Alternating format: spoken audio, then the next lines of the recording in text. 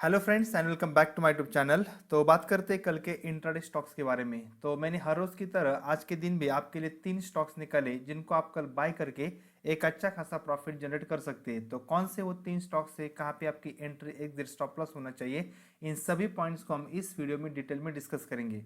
और साथ में जो मैंने आपको आज के लिए जो 3 स्टॉक दिए थे उनका परफॉर्मेंस कैसा रहा हम उसे भी कवर करेंगे। तो चलिए इस वीडियो को स्टार्ट करते हैं। लेकिन स्टार्ट करने से पहले अगर आप हमारे चैनल पे नए हो तो इस वीडियो को लाइक कीजिए, चैनल को सब्सक्राइब कीजिए, बेल आइकन को भी क्लिक कीजिए ताकि मैं जो भी नए नए वीडियो अपलोड करूंगा उनका नोटिफिकेशन आपको इमीडिएटली मिल जाए। और अगर आप हमारा टेलीग्राम चैनल भी ज्वाइन करना चाहते हो तो नीचे डिस्क्रिप्शन बॉक्स में लिंक है, आप वहाँ पे क्लिक करके टेलीग्राम चैनल को भी ज्वाइन कर सकते हो फ्री ऑफ कॉस्ट में। चलिए अब स्टार्ट करते हैं। तो मैंने सबसे पहले मैंने आपको आज के लिए जो 3 स्टॉक दिए थे उनका परफॉर्मेंस कैसा रहा हम उसे कवर कर लेते हैं। तो मैंने आपको आज के दिन जो 3 स्टॉक दिए थे उसमें से फर्स्ट स्टॉक था एचडीएफसी बैंक। तो हमें एचडीएफसी बैंक को बाय करना था 1707 की लेवल पे। लेकिन आज देखिए ये स्टॉक्स ओपन ही कहाँ पे हुआ, 1715 पे, यानी कि लगभग हमारे फर्स्ट टारगेट के आसपास ही ओपन हुआ।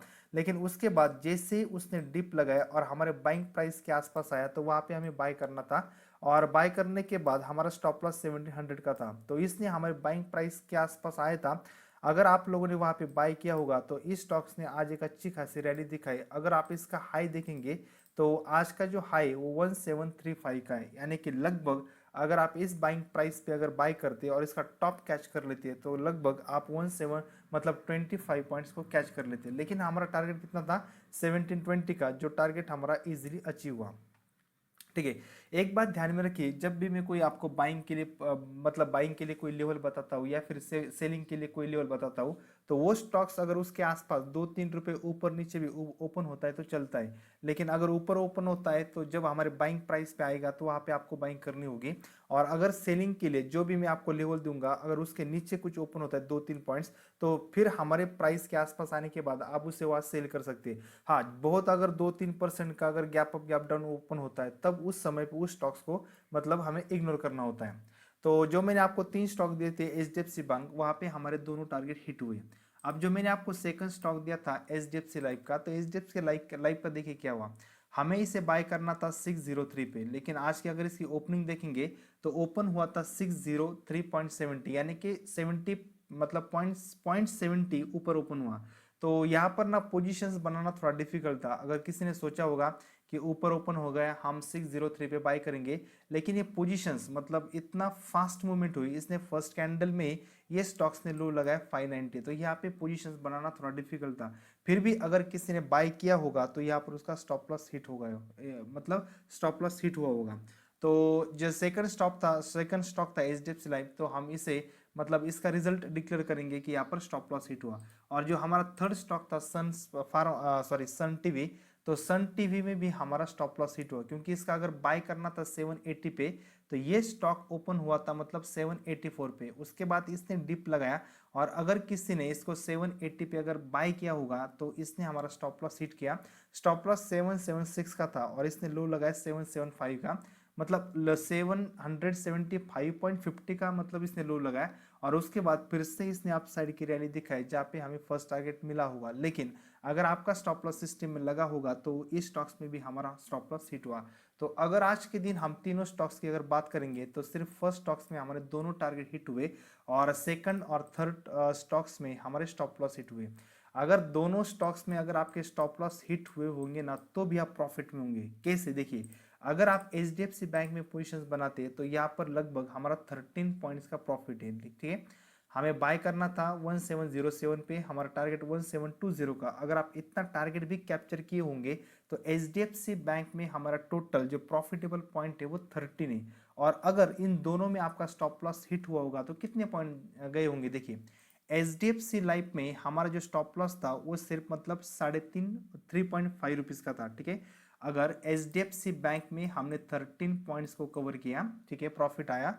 एचडीएफसी लाइफ में हमारा जो स्टॉप लॉस था वो था 3.5 पॉइंट्स का।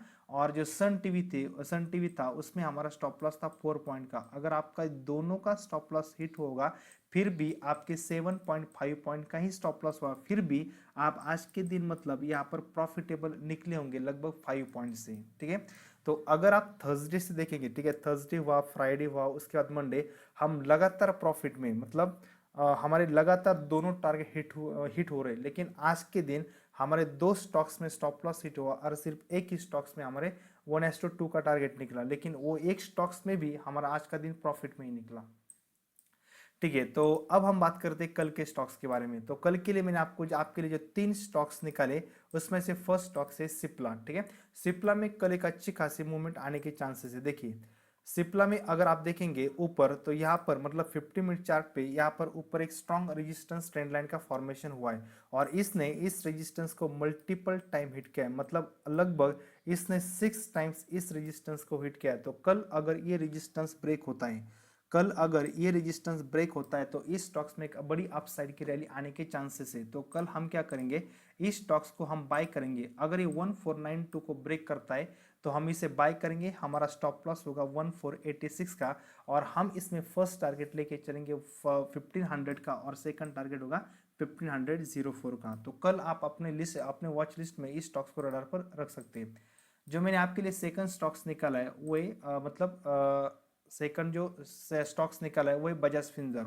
अगर आप बजाज फिनजर के देखेंगे तो इसमें भी ऊपर एक स्ट्रॉन्ग रेजिस्टेंस ट्रेंड लाइन का फॉर्मेशन हुआ है, जहां पर इस स्टॉक्स ने मल्टीपल टाइम मतलब रेजिस्टेंस हिट किया और आज जाके फाइनल के 50 मिनट्स कैंडल में इस रेजिस्टेंस का ब्रेकआउट हो चुका है। तो यहाँ पे आप देखेंगे फर्स्ट टाइम, उसके बाद मतलब यहाँ पर भी रेजिस्टेंस हिट हुआ, सेकंड टाइम, थर्ड टाइम इसने फिर से यहाँ पर रेजिस्टेंस हिट किया और लास्ट के 15 मिनट्स में इसने रेजिस्टेंस को ब्रेक किया। तो कल अगर ये स्टॉक्स फ्लैट ओपन होता है और जैसे ही 1582 के लेवल को ब्रेक करता है तो यहाँ पर हम बाइंग के पोजीशंस बनाएंगे, हमारा स्टॉप लॉस 1575 का होगा और यहाँ पर हम फर्स्ट टारगेट के लिए मतलब 1588 का फर्स्ट टारगेट लेंगे और अगर उस टारगेट भी ऊपर जाता है तो हम यहाँ पर सेकंड टारगेट लेंगे 1593 का। अगर इस स्टॉक्स को आप अगर बड़े टाइम फ्रेम पे देखते हैं तो बड़े टाइम फ्रेम पे इसने यहाँ पर भी एक सपोर्ट लिया है, मैं आपको दिखाता हूँ। ठीक है, डेली का यहाँ पर मैंने चार्ट ओपन किया तो अगर आप देखेंगे, ठीक है, एक मिनट में यहाँ पर हावरली चार्ट्स ओपन करता हूँ। ठीक है, अगर यहाँ पर आप देखेंगे तो ये स्टॉक्स अभी उसके सपोर्ट जोन के आसपास ही उसने सपोर्ट लिया। देखिए यहाँ पर इसका एक स्ट्रॉन्ग सपोर्ट है और सपोर्ट लेने के बाद अब ये स्टॉक्स ऊपर जा रहा है। तो जो स्मॉल टाइम फ्रेम में इसने जो रेजिस्टेंस की ट्रेंड लाइन बनाई उसके ब्रेकआउट पे हमें यहाँ पर ट्रेड करना है। ठीक है, तो मैंने आपके लिए जो थर्ड स्टॉक्स निकाला है वो थर्ड स्टॉक से बर्जर पेंट। तो बर्जर पेंट में भी एक अच्छा सा पैटर्न बना हुआ है, देखिए आप यहाँ पर।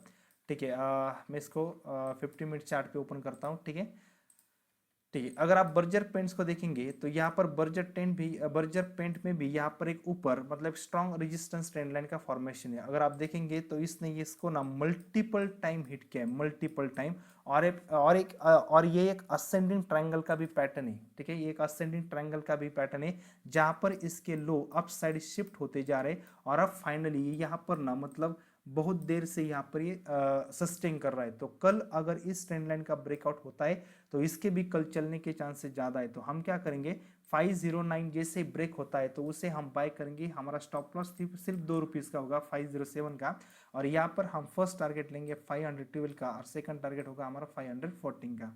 तो कल आप इन तीनों स्टॉक्स को अपने वॉच लिस्ट में रख सकते हो और अगर आप पोजीशंस बनाना चाहते हो तो इसमें पोजीशंस भी बना सकते हो या फिर कल आप इन तीनों स्टॉक्स को सिर्फ वॉच कीजिए और देखिए तीनों स्टॉक्स में कैसी मूवमेंट आती है। तो फर्स्ट था हमारा सिप्ला, सेकंड था यहाँ पर बजाज फिनजर। ठीक है, सेकंड स्टॉक था बजाज फिनजर और थर्ड स्टॉक था हमारे यहाँ पर बर्जर पेंट। ठीक है, तो आज के लिए बस इतना ही, मिलते हैं नेक्स्ट वीडियो में। Thank you.